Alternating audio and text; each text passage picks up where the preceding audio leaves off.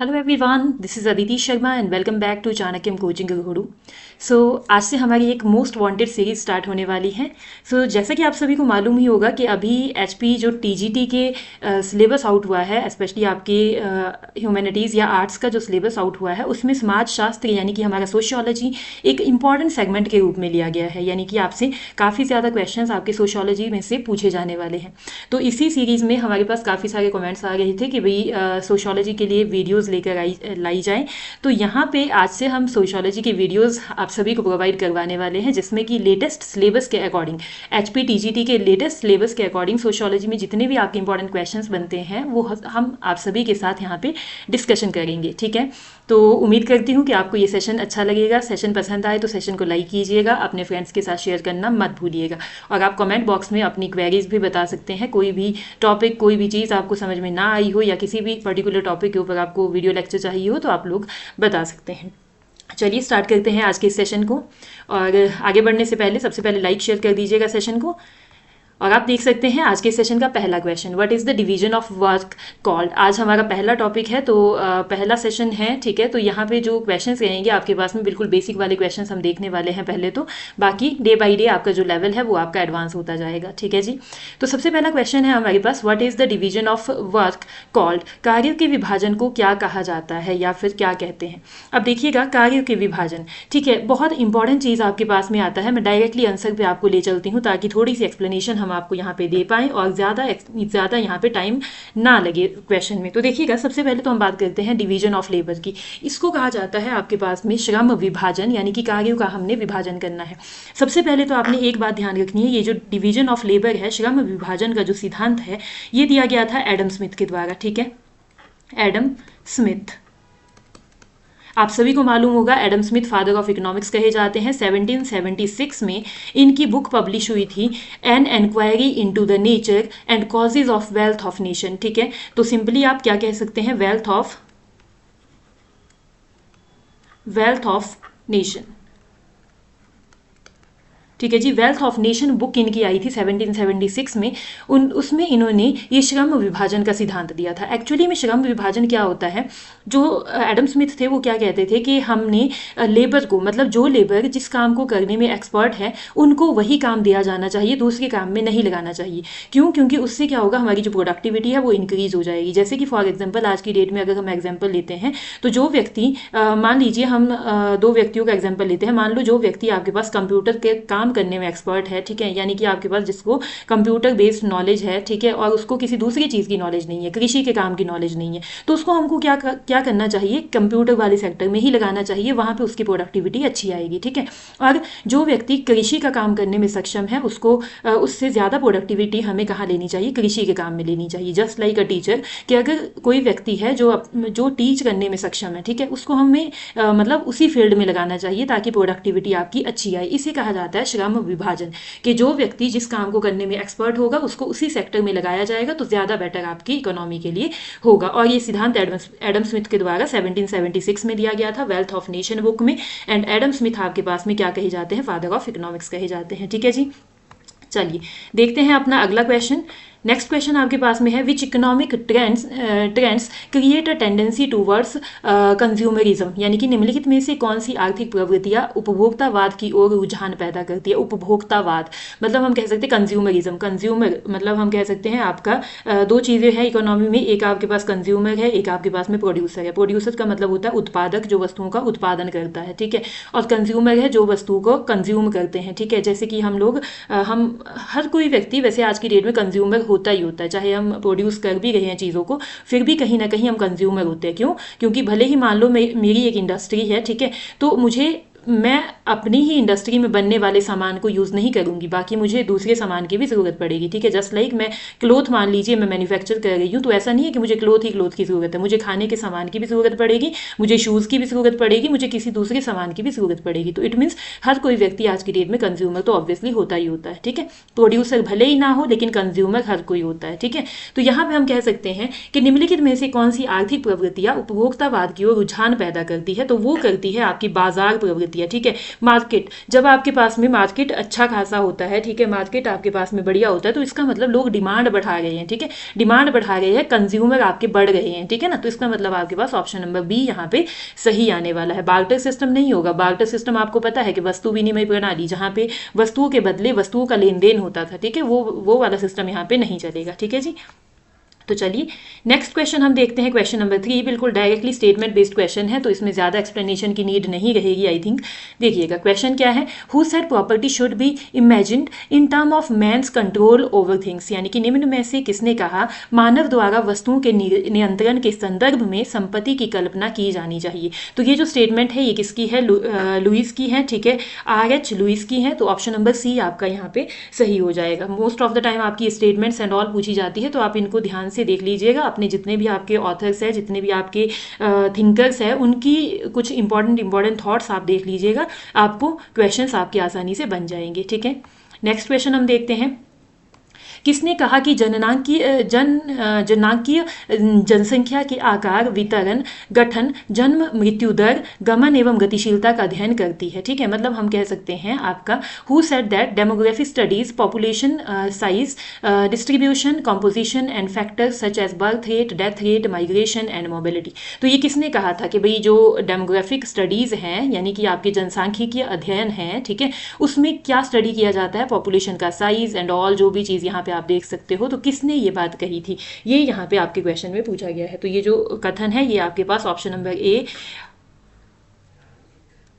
हार्ट्जर और डंकन यहाँ पे आपका सही आंसर होने वाला है, ठीक है। चलिए नेक्स्ट क्वेश्चन आपके पास में है जननांकी। नेक्स्ट क्वेश्चन में जाने से पहले आप सभी को बता दूं, डेमोग्राफिक स्टडीज़ का मतलब होता है जब हम पॉपुलेशन की स्टडी करते हैं, ठीक है। इसमें आगे चल के आपकी बहुत सारी थियरीज भी आती है, आई होप आपने पढ़ा होगा, जैसे कि आपका थियरी ऑफ डेमोग्राफिक डिविडेंड, ठीक है, जो C.P. ब्लैकर ने दी थी। C.P. ब्लैकर मतलब अभी लेटेस्ट वाली है, 1946 की थियरी आपकी C.P. ब्लैकर की, ठीक है। तो वो वाली थियरीज आई थिंक आपने पढ़ रखी होगी। चलिए नेक्स्ट क्वेश्चन हम देखते हैं, whose definition states that demography studies population size, I think ये ओके, ठीक है, population size, distribution, birth rate, death rate, marriage rate and related mathematical information. अब यहाँ पे मैथमेटिकल इन्फॉर्मेशन दिया गया है। देखिए यह परिभाषा किसकी है कि जननांकीय जनसंख्या के आकार, वितरण, जन्म मृत्यु दर, विवाह दर आदि का अध्ययन करती है। तो ये कथन किसका है आपके पास में, ये जो कथन रहने वाला है ये आपका बूस, D.J. बूस का रहने वाला है। तो ऑप्शन नंबर सी आपका यहाँ पे सही हो जाएगा। नेक्स्ट क्वेश्चन पे हम चलते हैं, थोड़ा सा साइज मैं रिड्यूस कर रही हूँ, क्वेश्चन आपका थोड़ा सा बड़ा है, ठीक है। क्वेश्चन है आपके पास, the main difference between caste and class is, जाति और वर्ग में मुख्य भेद क्या होता है। तो ऑप्शन नंबर ये है caste work in classless society, class work in casteless society, जाति वर्गहीन समाज में, वर्ग जाति विहीन समाज में चलता है। सेकंड क्वेश्चन है, सेकंड ऑप्शन है caste is closed, class is open, okay. Third है आपके पास caste status is ascribed and class status is achieved.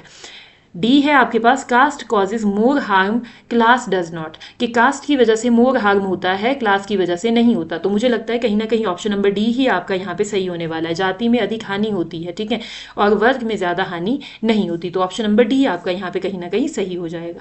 Next question पे हम चलते हैं, question number 7, According to Marx, the peasant class cannot be revolutionary because marks के अनुसार कृषक वर्ग क्रांतिकारी नहीं हो सकता, क्योंकि क्यों नहीं हो सकता, they own property, they are poor, they are geographically scattered, या फिर देयर आउटलुक इज ट्रेडिशनल, उनका दृष्टिकोण पारंपरिक है, वह भौगोलिक रूप से बिखरा है, वह गरीब है, वह संपत्ति का स्वामी है। अब देखिएगा, सबसे पहले तो इसमें थोड़ी सी इंपॉर्टेंट बातें मैं आपको बता दूं कि जो ये कार्ल मार्क्स हैं, इनकी 1687 समथिंग ऐसा कुछ आपके पास में ये बुक है, दास कैपिटल, 1867 है आई थिंक, ठीक है ना। 1867 में इनकी बुक आई थी दास कैपिटल, आप सभी को मालूम होगा, ठीक है। बहुत बहुत बहुत इंपॉर्टेंट बुक है, ठीक है, दास कैपिटल, जिसमें इन्होंने बात करी थी पूंजीपति समाज के बारे में और समाजवादी समाज की स्थापना के बारे में, ठीक है। तो इसमें इन्होंने बात करी है कि भाई पूंजीपति जो समाज है वो एक दिन समाप्त हो जाएगा और समाजवादी समाज की स्थापना हो जाएगी। कब,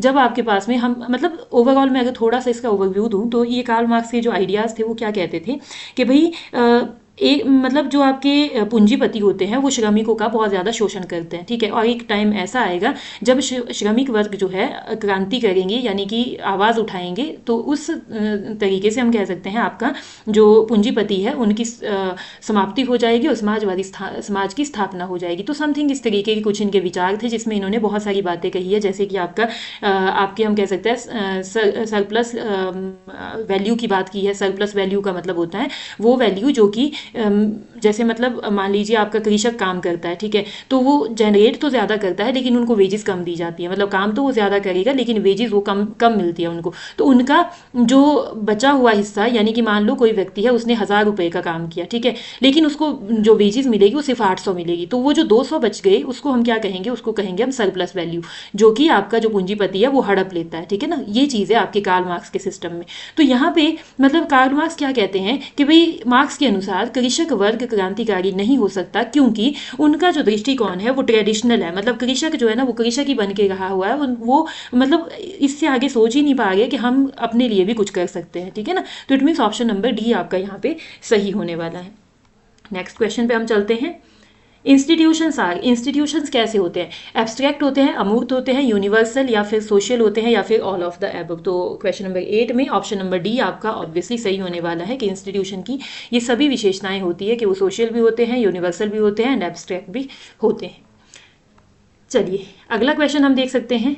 विच of the following statement about education is incorrect, गलत स्टेटमेंट बतानी है। निम्नलिखित में से शिक्षा के संबंध में कौन सा कथन अनुचित होगा, ठीक है। अनुचित कथन आपने बताना है। Education is development of the individual, शिक्षा व्यक्ति का विकास है। Education is another name of study, शिक्षा अध्ययन का ही दूसरा नाम है।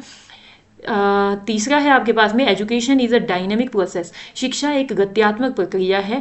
चौथा है education is development of inner abilities, शिक्षा आंतरिक शक्तियों का विकास है। बहुत ही सिंपल क्वेश्चन है। अगर इस तरीके के क्वेश्चन आते हैं तो मुझे नहीं लगता कि भाई ये क्वेश्चन आपके गलत होने चाहिए। देखो क्या कहा गया है कि इनकरेक्ट स्टेटमेंट आपने बतानी है, गलत स्टेटमेंट बतानी है भाई। अब गलत स्टेटमेंट शिक्षा के बारे में क्या होगी, तो पहली स्टेटमेंट को अगर हम देखें तो education is development of an individual, शिक्षा व्यक्ति का विकास है। तो डेफिनेटली व्यक्ति शिक्षित होगा तभी तो उसका विकास होगा, ठीक है ना। तो पहली स्टेटमेंट तो बिल्कुल सही है। तीसरी स्टेटमेंट पे हम चलते हैं। शिक्षा एक गत्यात्मक प्रक्रिया है, मतलब जो एजुकेशन है वो डायनामिक है, चलती रहती है हमेशा। तो ये भी आपके पास में सही है कि डजेंट मैटर आपकी एज क्या है, आप हर वक्त हर समय हर परिस्थितियों में कुछ ना कुछ सभी से किसी ना किसी से कुछ ना कुछ सीखते रहते हो, ठीक है। तो वो भी आपके पास में सही हो गया तीसरा ऑप्शन। डी हम देखते हैं education is development of inner abilities, के शिक्षा जो है आंतरिक शक्तियों का विकास है। तो ऑब्वियसली ये भी आपके पास में बिल्कुल सही स्टेटमेंट है कि भाई आपका आंतरिक शक्तियों का विकास होगा अगर आप एजुकेटेड रहेंगे। तो इट मीन्स अब दूसरा स्टेटमेंट बचता है हमारे पास, शिक्षा अध्ययन का ही दूसरा नाम है। अध्ययन का मतलब होता है सिर्फ पढ़ना, ठीक है, स्टडी करना। तो शिक्षा का मतलब अध्ययन नहीं होता, ठीक है। शिक्षा हम कहते हैं कि शिक्षा आपके गुणों में विद्यमान है, शिक्षा सिर्फ और सिर्फ आपके किताबी ज्ञान नहीं होता, ठीक है। तो इसका मतलब ऑप्शन नंबर बी आपका यहाँ पे इनकरेक्ट हो जाएगा शिक्षा के बारे में, एजुकेशन के बारे में। तो obviously option number B will be the right answer in this particular question, question number 9। Next question है biological functions are related to, जैविकीय कार्य का संबंध किसके साथ होता है। सबसे पहला ऑप्शन है सेटिस्फैक्शन ऑफ इंटरनल इंस्टिंक्ट्स, मनुष्य की आंतरिक प्रवृत्तियों की संतुष्टि। दूसरा है आपके संतानोत्पत्ति। तीसरा है असीमित उत्तरदायित्व। और चौथा है इनमें से कोई नहीं। तो यहाँ पे आपका जो सही आंसर होने वाला है वो होने वाला है ऑप्शन नंबर ए, ठीक है जी, मनुष्य की आंतरिक प्रवृत्तियों की संतुष्टि, जैविकीय कार्यों का संबंध इसी से है, ठीक है। तो ऑप्शन नंबर ए आपका यहाँ पे सही होने वाला है क्वेश्चन नंबर 10 में। क्वेश्चन नंबर 11 हम देखते हैं कि बहुपति विवाह का कारण है। बहुपति विवाह का कारण है ऑप्शन नंबर ए है आपके पास संयुक्त परिवार को मजबूत बनाना, पुरुष की तुलना में स्त्रियों की कम संख्या, या फिर आपका निर्धनता, या फिर ऑल ऑफ द अबव। तो नो डाउट यहाँ पे आपका हम कह सकते हैं संयुक्त परिवार को मजबूत बनाना और आपके पुरुषों की तुलना में स्त्रियों की कम संख्या और निर्धनता, तीनों के तीनों ही आपके पास में बहुपति विवाह का कारण बनते हैं, ठीक है जी। चलिए अगला क्वेश्चन हम कह सकते हैं, नेक्स्ट क्वेश्चन आपके पास में है question number 12। What was the female literacy rate according to census 2001। भारत में 2001 की जनगणना के अनुसार महिलाओं की साक्षरता दर कितनी थी। 2001 की जनगणना पूछा गया है, तो क्वेश्चन में आपका आंसर आएगा 54.16%। Option number B will be the right answer in this question number 12। Next question हम देख सकते हैं, the major factor influencing economic causes of social change is, सामाजिक परिवर्तन के आर्थिक कारणों को प्रभावित करने वाला मुख्य तत्व है। उपभोग की प्रवृत्ति, उत्पादन के स्वरूप, उत्पादन का स्वरूप, आर्थिक नीतियां या फिर उपरोक्त सभी। तो क्वेश्चन नंबर 13 में देखिएगा, पहले पढ़ लेते हैं ठीक से क्वेश्चन को। सामाजिक परिवर्तन के आर्थिक कारणों, मतलब समाज हमारा परिवर्तित हो रहा है, इसके पीछे के इकोनॉमिक रीजंस क्या है, ठीक है, इकोनॉमिक रीजंस, इसके पीछे के इकोनॉमिक रीजंस क्या है, कंजप्शन पैटर्न में चेंज होना, nature of production, production pattern में चेंज होना, इकोनॉमिक पॉलिसीज का चेंज होना, ठीक है। तो तीनों के तीनों ही आपके पास में सही आ जाएंगे, तभी हमारा समाज जो है परिवर्तित होता है। तो ऑप्शन नंबर डी आपका यहाँ पे सही होगा, ठीक है। नेक्स्ट क्वेश्चन हम देख सकते हैं, विच type of family is more common in India, Bharat में किस प्रकार के परिवार अधिक पाए जाते हैं, पितृसत्तात्मक, पैट्रियार्कियल, या फिर आपके मातृसत्तात्मक, ठीक है, या फिर आपके मातृवंशीय, या इनमें से कोई नहीं। तो ऑब्वियसली आप सभी को मालूम होगा कि पितृसत्तात्मक जो समाज है या फिर परिवार है वो हमारे भारत में सबसे ज़्यादा पाए जाते हैं। तो क्वेश्चन नंबर 14 में ऑप्शन नंबर ए आपका सही होने वाला है, ठीक है जी। नेक्स्ट क्वेश्चन हम देखते हैं, question number 15, which element is deeply associated with religion, कि धर्म के साथ गहराई से जुड़ा हुआ तत्व कौन सा है, फियर है, मूल्य है, सार्वभौमिकता है, या फिर विश्वास है। तो आई थिंक यहाँ पे आपका धर्म के साथ गहराई से जुड़ा हुआ तत्व कौन सा है, तो ऑप्शन नंबर आई थिंक ए आपका यहाँ पे सही हो जाएगा, ठीक है जी। तो नेक्स्ट क्वेश्चन हम देख लेते हैं, नेक्स्ट क्वेश्चन हम देखते हैं, devar marriage refers to which type of marriage, यानी कि निम्न में से देवर विवाह कौन सा विवाह है। तो बहुत ही सिंपल से क्वेश्चन है, बड़े ही सिली टाइप क्वेश्चन है, मतलब नो डाउट आपके पास इजी क्वेश्चन है, लेकिन सोशियोलॉजी आपके पास सब्जेक्ट ही ऐसा है जिसमें ये सारा सामाजिक जितने भी आपके पास में रिलेशंस है या फिर समाज शास्त्र ही इस चीज़ का, तो ऑब्वियसली क्वेश्चन भी आपके ऐसे ही आएंगे, ठीक है। तो यहाँ पे आपका जो क्वेश्चन है आपका है देवर विवाह कौन सा विवाह है। ऑप्शन में आंसर आपके पास में नो डाउट आप देख के इसको बता सकते हो। क्वेश्चन नंबर 16 में सही आंसर होने वाला है D, marriage with husband's brother, के पति के भाई के साथ में विवाह करना, that will be known as devar marriage. चलिए नेक्स्ट क्वेश्चन आपके पास में है, movement of people from central cities to surrounding small communities is called, केंद्रीय नगरों से पास पड़ोस के क्षेत्रों में लोगों के बसने को क्या कहते हैं। मतलब हम कह सकते हैं कि अपने नगर से, जो मेजर नगर है वहाँ से थोड़ा सा दूर जाके हम कह सकते हैं सराउंडिंग एरिया में बसना, उसको कहा जाता है उपनगरीकरण, यानी कि सब अर्बनाइजेशन, ठीक है जी, सब अर्बनाइजेशन, उपनगरीकरण। ऑप्शन नंबर ए आपका सही हो जाएगा। क्वेश्चन नंबर 18 है, which was the most important condition for the development of ancient cities, प्राचीन नगरों के विकास की सर्वाधिक महत्वपूर्ण शर्त कौन सी थी। प्राचीन नगरों के विकास की, पुराने समय के जो नगर है उनका विकास हुआ, उसके लिए सबसे इंपॉर्टेंट जो शर्त थी वो क्या थी। इंक्रीज इन पॉपुलेशन थी, no. Technological innovation, new trade development, या फिर नन। तो ऑब्वियसली यहाँ पे हम देख के ही पता लगा सकते हैं कि ऑप्शन नंबर बी आपका यहाँ पे सही होगा, कि प्रौद्योगिकी नवाचार, यानी कि जब टेक्नोलॉजी का इनोवेशन होगा, जब नई नई टेक्नोलॉजीज आएगी तभी आपके पास में विकास होगा, ठीक है। तो पॉपुलेशन के बढ़ने से आपके पास में विकास नहीं होता है, ठीक है। तो यहाँ पे आपका ऑप्शन नंबर बी आपका कहीं ना कहीं सही होने वाला है। नेक्स्ट क्वेश्चन में हम चलते हैं, हिंदू विडोज री marriage act was passed in which year. Hindu marriage, question number 19 है, हिंदू मैरिज हिंदू विडोज री मैरिज एक्ट, ठीक है, हिंदू विधवा पुनर्विवाह अधिनियम किस वर्ष पारित हुआ था। तो पहले मैं आपको आंसर बता देती हूँ, तो कि यहाँ पे जो ये हिंदू विधवा पुनर्विवाह अधिनियम है ये 1856 में आपका पारित हुआ था, 1856 में पारित हुआ था। और इसमें आपने कुछ बातें ध्यान रखनी है कि ईश्वर चंद्र विद्यासागर जी के प्रयासों से लॉर्ड कैनिंग ने इसको लागू किया था, ठीक है। ईश्वर चंद्र विद्यासागर नाम याद रखना है, ईश्वर चंद्र विद्यासागर जी के प्रयासों से लॉर्ड कैनिंग ने इसको लागू किया था, ठीक है। नेक्स्ट क्वेश्चन हम देख लेते हैं, question number 20, marriage is prohibited up to how many generations on the mother side, यानी कि मातृपक्ष की ओर कितनी पीढ़ियों तक विवाह संबंध निषिद्ध है। मतलब कि मदर वाली साइड से, जैसे हम बोलते हैं ना मामा एंड ऑल, उनके बच्चे वगैरह जो भी होता है, मतलब मदर वाली साइड के, ठीक है। तो उस साइड पे कितनी पीढ़ियों तक विवाह निषेध है, मतलब कितनी पीढ़ियों तक विवाह नहीं किया जाना चाहिए। तो ये है आपके पास में ऑप्शन नंबर ए, 5 जनरेशन तक, ठीक है, 5 जनरेशन तक विवाह नहीं किया जाना चाहिए मदर वाली साइड पे, ठीक है ना। तो नेक्स्ट क्वेश्चन हम देखते हैं question number 21। As a group a tribe is closest to which of the following. एक समूह के रूप में उपकुल यानी कि ट्राइब किसके निकट है? तो ऑब्वियसली कुल होता है, उपकुल होता है, तो इसका मतलब ये जो रिलेटेड है ना चीजें, ना तो ये संस्था से है, जाति से, समुदाय से, ये रिलेटेड होगी आपके गोत्र से। ऑप्शन नंबर डी आपका यहाँ पे सही आंसर होने वाला है। ठीक है जी। नेक्स्ट क्वेश्चन हम देखते हैं question number 22। What was the most impressive feature of the Indus valley civilization. सिंधु घाटी सभ्यता की सबसे प्रभावशाली विशेषता क्या है? धार्मिक विश्वास है, वस्त्र है, संगीत के उपकरण है, या फिर सिविल इंजीनियरिंग है? तो नो डाउट सिविल इंजीनियरिंग यहाँ पे आपका सही आंसर हो जाएगा, क्योंकि सिंधु घाटी सभ्यता में जो भी आपके पास में हम कह सकते हैं वहाँ का जो आर्किटेक्चर था दैट वाज कंप्लीटली अमेजिंग। ठीक है ना, कंप्लीटली वंडरफुल। तो ऑप्शन यहाँ पे आपका क्या होगा? Option number D civil engineering आपका यहाँ पे सही आंसर होने वाला है। ठीक है जी। कुछ क्वेश्चंस आपकी हिस्ट्री के साथ में रिलेट करते हैं, कुछ आपके इकोनॉमिक्स के साथ में रिलेट करते हैं, तो सारी चीज़ें अगर आप ठीक से साइमल्टेनियसली पढ़ोगे तो बहुत ज़्यादा अच्छा और बहुत ज़्यादा ईजी हो जाएगा आप सभी के लिए। नेक्स्ट क्वेश्चन है हमारे पास, which of the following is not a basis of ascribed status. निम्न में से क्या प्रदत्त परिस्थिति का आधार नहीं है? ठीक है, प्रदत्त परिस्थिति का आधार नहीं है। तो यहाँ पे आपके पास जो सही आंसर होने वाला है क्वेश्चन नंबर 23 में, वो होने वाला है प्रजातीय भिन्नता, यानी कि आपका रेशियल डिफरेंसेस। तो ऑप्शन नंबर ए आपका यहाँ पे सही हो जाएगा। ठीक है। नेक्स्ट क्वेश्चन हम देख लेते हैं। Who sees society as a state of equilibrium, यानी कि निम्न में से कौन समाज को एक संतुलित अवस्था के रूप में देखता है? समाज को एक संतुलित अवस्था के रूप में देखता है। तो यहाँ पे क्वेश्चन नंबर 24 में टाइलर आप कह सकते हैं, ये आपके पास में सही आंसर हो जाएगा सी। ये समाज को एक संतुलित अवस्था के रूप में देखते हैं, तो option number C will be the right answer. Next question आपके पास में है question number 25। Sociology and social science are the same. This statement is sociology and social science same है। ठीक है, एक ही चीज़ है। मतलब ये कथन क्या है? सच है, झूठ है, यानी कि ट्रू है, फॉल्स है, पार्शियली ट्रू यानी कि आंशिक सत्य है, या फिर नन ऑफ द एबव।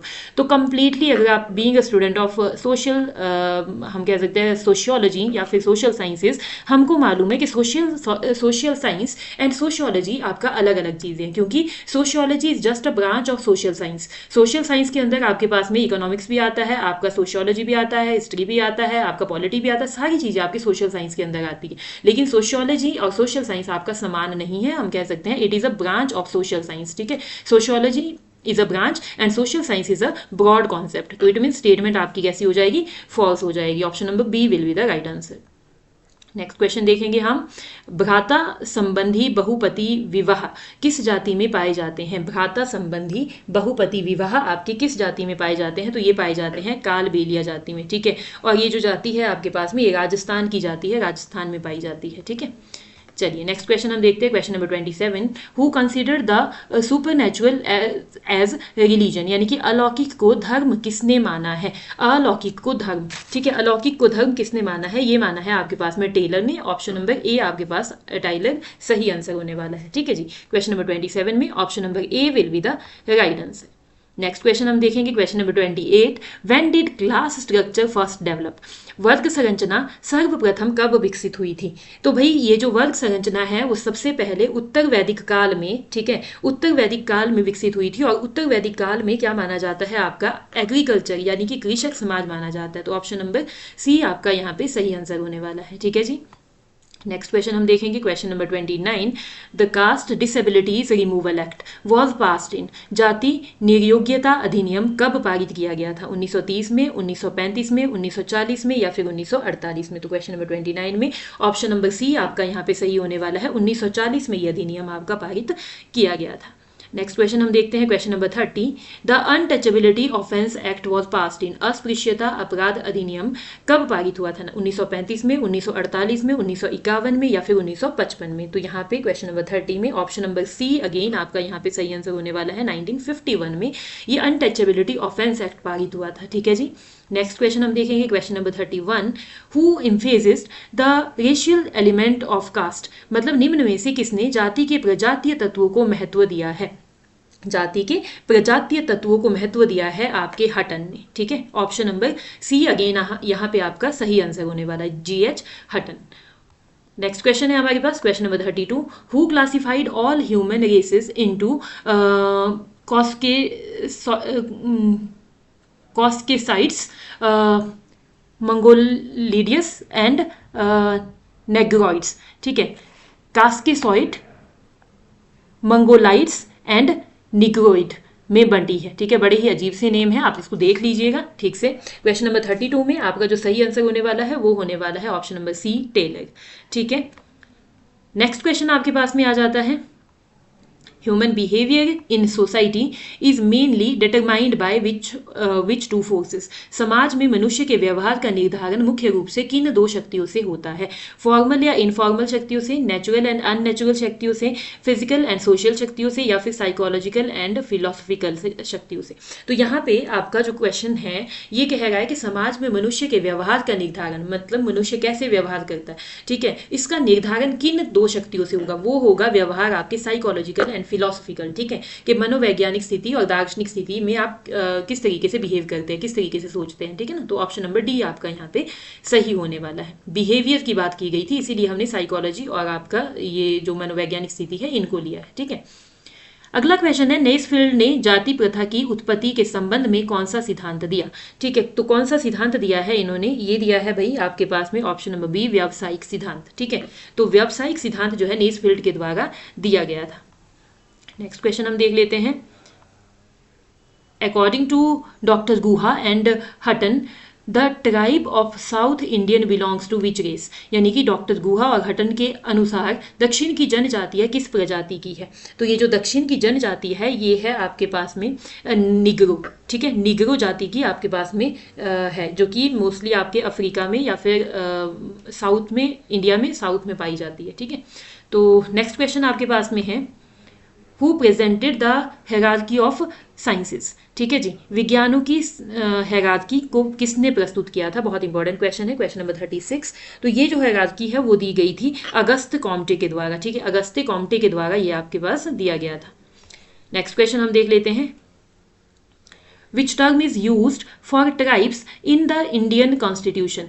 भारतीय संविधान में जनजातियों के लिए कौन सा शब्द उपयुक्त किया गया है? तो जनजाति, जब भी हम बात करते हैं जनजाति की, तो उनके लिए आप सभी को मालूम है कि शेड्यूल्ड ट्राइब्स का जो टर्म है वो यूज किया जाता है। ठीक है जी, तो ऑप्शन नंबर सी आपका यहाँ पे सही होने वाला है। ठीक है, तो आप सभी को मालूम होगा कि भारतीय संविधान के अनुच्छेद 339 339 में अनुसूचित जनजाति आयोग का भी गठन किया गया है। ठीक है, तो नेक्स्ट क्वेश्चन हम देखते हैं, question number 38, who said in the development of man knowledge, action and devotion are included? किसने कहा मानव विकास में ज्ञान, कर्म और भक्ति सम्मिलित है? तो ये जो कथन है, ऑलवेज ज्ञान, कर्म और भक्ति जहां पे भी आ जाता है वो कथन हमेशा आपके स्वामी विवेकानंद जी के ही रहते हैं, क्योंकि इन्होंने आपके पास कर्म योग, ज्ञान योग और राजयोग पुस्तक का भी लेखन किया है या फिर पुस्तक लिखी है। ठीक है, कर्म योग, ज्ञान योग और राजयोग। तो जब भी आपके पास में ये वाली सिस्टम, ये वाली चीजें आपको कहीं भी देखने को मिले तो आप समझ लीजिएगा कि स्वामी विवेकानंद जी से ही रिलेटेड आपकी ये टर्म्स होगी। नेक्स्ट क्वेश्चन हम देखते हैं, question number 39, which of the following is not an essential feature of caste? निम्नलिखित में से कौन सी जाति की अनिवार्य विशेषता नहीं है? कौन सी जाति की अनिवार्य विशेषता नहीं है? प्योरिटी एंड इम्प्योरिटी हो सकती है, ठीक है, कोई दिक्कत नहीं है। हेरार्की, ठीक है, श्रेणीकरण, या फिर वर्टिकल मोबिलिटी, या फिर आपका ऑक्यूपेशन बेस्ड क्लासिफिकेशन। अब देखिएगा, दो चीजें बहुत इंपॉर्टेंट है जो आपको मालूम होनी चाहिए यहाँ पे कास्ट से रिलेटेड, वो है आपकी वर्टिकल मोबिलिटी एंड एक आपकी हॉरिजॉन्टल मोबिलिटी। अब फिलहाल तो मैं आपको क्वेश्चन का आंसर बता देती हूँ कि आंसर आएगा आपका वर्टिकल मोबिलिटी। अब पहले बात समझ लीजिएगा यहाँ पे ध्यान से, देखिए जब हम बात करते हैं हॉरिजॉन्टल मोबिलिटी की कास्ट सिस्टम में, तो हॉरिजॉन्टल मोबिलिटी आपके पास में कास्ट में हो सकती है। हॉरिजॉन्टल मोबिलिटी का मतलब ये होता है कि आप मतलब एक जो व्यक्ति है वो अपना हम कह सकते हैं व्यवसाय यानी कि अपना पेशा या स्थान बदल सकता है, लेकिन जाति उसकी वही रहती है, तो उसको बोलते हैं हॉरिजॉन्टल मोबिलिटी। मतलब सेम जाति आपकी सेम रहेगी। हॉरिजॉन्टल का मतलब होता है इस तरीके से, ठीक है, पेशा आपने, स्थान आपने बदल दिया, लेकिन जाति आपकी वही रहेगी, जाति आपकी नहीं बदलेगी, ठीक है।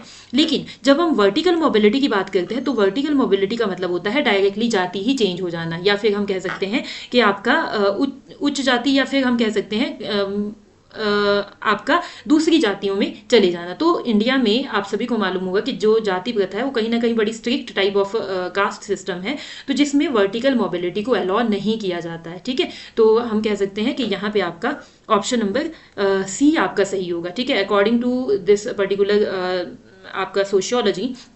जो वर्टिकल मोबिलिटी है वो बहुत कम जो है जातियों के अंदर देखने को मिलती है। ठीक है जी। तो नेक्स्ट क्वेश्चन, और आज के सेशन का हम लास्ट क्वेश्चन देखने वाले हैं। Youth dormitories called Ghotul belong to which tribe, यानी कि युवा गृह गोटुल किस जनजाति में पाए जाते हैं। तो सबसे पहले तो आपको ये गोटुल का मीनिंग पता होना चाहिए। इट इज़ जस्ट लाइक, हम कह सकते हैं आदिवासी समाज में जस्ट लाइक आपका जैसे हॉस्टल्स होते हैं ना, तो उसी तरीके से गोटुल होते हैं। गोटुल का मतलब है कि जहाँ पे जो अविवाहित आपके गर्ल्स एंड बॉयज़ है वो आपके साथ में रहते हैं, मतलब हम कह सकते हैं युवा गृह, जहाँ पे जितनी भी सामाजिक परिस्थितियाँ हैं उनको वो देखते हैं, समझते हैं, उस तरीके का एक सिस्टम आपके पास कह सकते हैं युवा गृह, नाम ही दिया गया है युवा गृह। ठीक है, तो गोटुल ये आपके पास में पाया जाता है गोंड जनजाति में। ठीक है, तो ऑप्शन नंबर बी आपका यहाँ पे सही आंसर होने वाला है कि गोंड जनजाति में आपका गोटुल पाया जाता है, जिसे कि युवा गृह हम कह सकते हैं। It's just like hostels. ठीक है, तो भाई ये थे आज के सेशन के 40 क्वेश्चन, और आज का फर्स्ट सेशन हमारा सोशियोलॉजी के ऊपर था। अगर आप लोग भी टीजीटी की प्रिपरेशन कर रहे हैं तो आप सभी के लिए ये वीडियो जो है बहुत ही ज़्यादा इंपॉर्टेंट होने वाले हैं। आगे आने वाले जो सेशंस रहेंगे वो भी डेफिनेटली आप सभी के लिए बहुत ज़्यादा हेल्पफुल रहने वाले हैं। तो अगर आप सभी को वीडियो पसंद आई है तो वीडियो को ज़रूर लाइक कीजिएगा, चैनल को सब्सक्राइब कीजिएगा और अपने फ्रेंड्स के साथ शेयर करना बिल्कुल भी मत भूलिएगा। और साथ ही साथ में आप कॉमेंट बॉक्स में बता सकते हैं कि आज का ये सेशन आप सभी को कैसा लगा। थैंक यू सो मच, बहुत बहुत धन्यवाद।